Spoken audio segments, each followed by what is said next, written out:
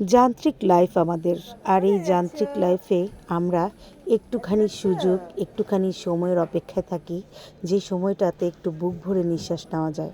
Hello everyone, আসসালামু আলাইকুম। কেমন আছেন সবাই? আশা করি ভালো আছেন। আমরাও খুবই ভালো আছি, আলহামদুলিল্লাহ। তো যেটা বলছিলাম, এই তো আমরা অলরেডি সকাল সকাল রেডি হয়ে গেছি। ডিসেম্বর মাসের অলমোস্ট আজকে 8 তারিখ। আমি একটু ভিডিওটা 2 দিন পরে মেক করে ছাড়ছি। তো 8 তারিখ সকালবেলা আমরা রেডি হয়ে গেছি। আমরা উইন্টার ভ্যাকেশনে বের হয়ে যাচ্ছি।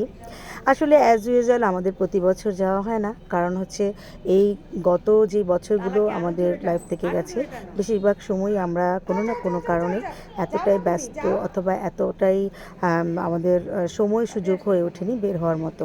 তো যাই হোক, আমরা এখন থেকে চিন্তা করেছি প্রতি বছর অন্তত ডিসেম্বর মাসের লাস্ট মোমেন্টগুলোতে আমরা যেটাই হোক ঘুরে বেড়াবো, কারণ বয়স থেমে থাকবে না, বয়স আস্তে আস্তে পার হয়ে যাবে, আর এই সময়গুলো আর ফিরে আসবে না। এই সময়গুলোর জন্য তখন খুবই খারাপ লাগবে।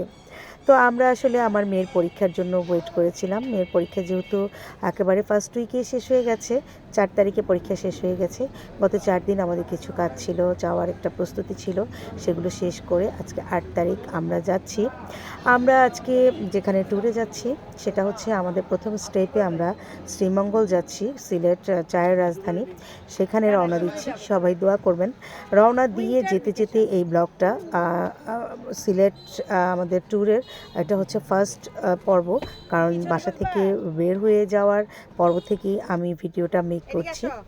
স্টেপ বাই স্টেপ আমি পর্ব 1, 2, 3, 4 করে ভিডিও আপলোড করব। অবশ্যই আপনাদের সাথে শেয়ার করা, আমরা কেমন মজা করলাম, কেমন ঘুরলাম, কি খেলাম, কোথায় গেলাম, সম্পূর্ণ সব কিছু সাথেই থাকবেন।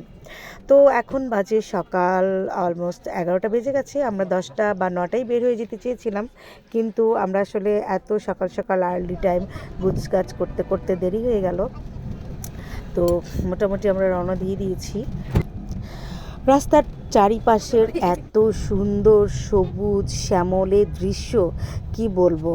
আসলে এটা এখন যেহেতু এত দূর একটা জায়গায় যাত্রা করেছি, সো আমি চাইলেই রাস্তায় নেমে দাঁড়িয়ে দাঁড়িয়ে ভিডিওগুলো নিতে পারবো না, তাহলে আমাদের অনেকটা সময় চলে যাবে। তারপরেও রাস্তায় আমাদের 2-3 বার তো থামতেই হয়েছে, যেহেতু বাচ্চা কাচ্চা নিয়ে মোটামুটি একটা লং জার্নি, সো আমাদেরকে থামতেই হয়েছে। আর কুমিল্লা থেকে সিলেট অভিমুখে যাত্রাটা কিন্তু অনেকক্ষণ সময়, কারণ আমাদের এই কুমিল্লা থেকে সিলেট অভিমুখের অনেকটুকু রাস্তায় ফার্স্ট টাইম প্রচুর ভাঙাচোরা এবং প্রচুর রাবিশ এরিয়া, যেখানে রাস্তাগুলো এখনও ঠিক করা হয়নি, যেই কারণে 4 ঘন্টার রাস্তা অলমোস্ট 6 ঘন্টা, 6.5 ঘন্টা লেগে গিয়েছিল আমাদের আসতে আসতে। এবং রাস্তায় আমরা প্রায় 3 থেকে 4 বার গাড়ি থামিয়ে নেমেছিলাম, কারণ বাচ্চা কাচ্চা নিয়ে এত বড় একটা জার্নি করতে গেলে তাদের কিন্তু অনেক প্রবলেম হয়ে যায়। তো যাই হোক, অ্যাজ ইউজুয়াল আমরা আসলে দুপুর যেহেতু পার হয়ে গেছে, প্রায় আর 3টা বেজে গেছে, আমরা এখন লাঞ্চ করতে হবে। আমরা মাধবকুণ্ড একেবারেই ঢোকার পরেই যে হোটেলটা পেয়েছিলাম, হোটেল ইন, সেটাতেই নেমে গিয়েছি। লাঞ্চ করতে হবে। হোটেলটা দেখে মনে হয়েছিল যে খুবই ভালো হোটেল হবে। খাবো, কারণ লাঞ্চ করা হয় নাই। আসো আসো আসো, এখানে এখানে না, উপরে উপরে। তো নিচে ছিল সম্পূর্ণটা আসলে একটা বেকারি, দুই পাশেই বিভিন্ন ধরনের খাবার দাবার, স্ন্যাক্স জাতীয় যে খাবারগুলো সেগুলো। ওদের হচ্ছে দোতলায় হচ্ছে মেইনলি হোটেলটা, যেখানে বাংলা অথবা চাইনিজ খাবার আছে কিনা আমি জানি না, কারণ আমরা তো চাইনিজ খাবো না, আমরা এই জার্নির মধ্যে এখন বাংলাই ট্রাই করব। তো ভাত ছিল, আর আমি যেটা সবসময় বাইরে গেলে এনজয় করি সেটা হচ্ছে বিফ কারি। আমার কাছে মনে হয় কি, কোথাও দূরে কোথাও গেলে রাস্তার মাঝে কোনো হোটেলে বিফ কারি দিয়ে একেবারেই ভাত খেলে খুব ভালো লাগে। তো সেই কারণে ওরা বললো যে ওদের বিফ কারি ছিল, তারপরে ওদের সাথে ভাতের সাথে একটা সেট মেনু থাকে, একটা সবজি আর হচ্ছে একটা ভর্তা, সাথে আমরা ডাল নিয়েছিলাম। তো এই তো গরম ভাত চলে এসছে। তো গরুর মাংসটা ভুনাটা দেখে মনে হচ্ছিল যে খুবই টেস্ট হবে, আর ভাজিটাও মনে হচ্ছিল যে এত সুন্দর ভাজি, বিভিন্ন ধরনের সবজি দিয়ে ভাজি করা, আর সাথে ভর্তা ছিল। তো আমার খাবারগুলো দেখে আমি ভেবেছিলাম ভীষণ টেস্ট, তো যেই কারণে আমি আর দেরি করিনি, একদম বসে পড়েছি খাবার খেতে। না তুমি বসো, আমরা খাইয়ে নেই, একসাথে যাবো। না কেন বুঝতে কো, মানে আগে পাঠাইছি কেন, এই জন্যই তো পাঠাইছি, মানে আগে খাওয়াইছি কেন। তো আমার ছেলে তো আসলে কারি দিয়ে তো খাবেই না, কারণ ফার্স্ট টাইম খাবারটা মুখে দিয়ে যা মনে হলো সিলেটের খাবার ঝাল হবে। আমি শহরে ঢোকার অভিমুখেই যেহেতু আমি ঝাল খেয়েছি, সো ভিতরেও সব খাবারই ঝাল হবে বোঝা গেছে। তো ওর জন্য ডাল নিয়েছিলাম, কিন্তু দুঃখের বিষয় ডালটাও ঝাল ছিল, আমার বাচ্চা সেভাবে ভাত খেতে পারেনি। তো এই তো ভর্তাটা কি মাছের ভর্তা ছিল নাকি শুটকি ভর্তা ছিল, আমি ঠিক মুখে দিয়ে টেস্টটা বুঝতে পারিনি, যদিও আমার ভালো লেগেছে, খারাপ লাগেনি, কিন্তু ঝাল ছিল প্রচুর। আর এই যে ভাজিটা, আমার কাছে কিন্তু অলমোস্ট এই খাবার দাবারের মধ্যে এই ভাজিটাই ভালো লেগেছে সবচেয়ে বেশি। আর ভর্তা তো বললামই যে আমার কাছে আসলে ভর্তাটা ঝাল, এবং এটা কি মাছের ভর্তা নাকি শুটকি ভর্তা সেটা আমি বুঝতে পারিনি।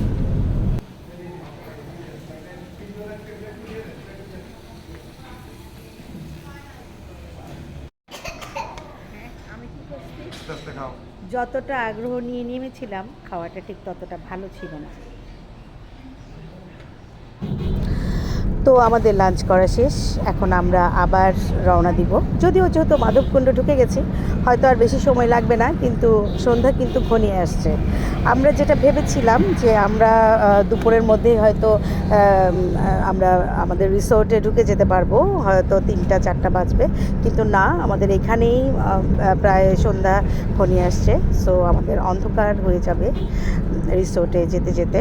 এবং যেটা ভেবেছিলাম যে রিসোর্টে যদি বিকাল টাইমটাও আমরা ইন করতে পারি, তাহলে মোটামুটি কিছুটা ভিডিও বা ফটোশ্যুট হয়ে যাবে, কিন্তু মনে হচ্ছে যে এতটাই ক্লান্ত থাকবো, কারণ 2.5-3 ঘন্টা বেশি জার্নি আমাদের জন্য কিন্তু শরীরে খুবই এফেক্ট করছে অলরেডি। তো এই তো একেবারে সন্ধ্যা নেমে গেছে, চারিপাশে কুয়াশার চাদর ঢেকে দিচ্ছে। আমাদের কুমিল্লাতে তো এখনও আমরা শীত কী জিনিস অনুভব করতে পারিনি। তো এই তো চলে এসেছি আমাদের ট্রি হ্যাভেন রিসোর্ট, এটা একেবারেই সিলেট মৌলভীবাজার ঢোকার অভিমুখে, শহর থেকে কিন্তু কিছুটা দূরে। বলেছিল আমাকে 4 কিলোমিটার 5 কিলোমিটার, আমি ভেবেছিলাম যে শহরের ভেতর ঢুকে 4-5 কিলোমিটার পেছনে, কিন্তু না, এটা একেবারে অভিমুখে, মানে শহরের আগে। হ্যাঁ, শহরের আগে প্রথম রিসোর্টই আমার মনে হয় এটা। তো যাই হোক, এই যে আমরা রিসেপশন থেকে এখন আমাদের সব কিছু বুঝে নিয়ে আমরা এখন আমাদের রিসোর্টে চলে যাব। পাশেই আমাদের রিসোর্ট, এটা তো ওদের হোটেলটা, নিচে ওদের রিসেপশন, এখান থেকে সব কিছু বুঝে নিয়ে দেন আমরা বের হয়ে, পাশেই হচ্ছে বাউন্ডারি করা বিশাল বড় ওদের রিসোর্টের এরিয়া।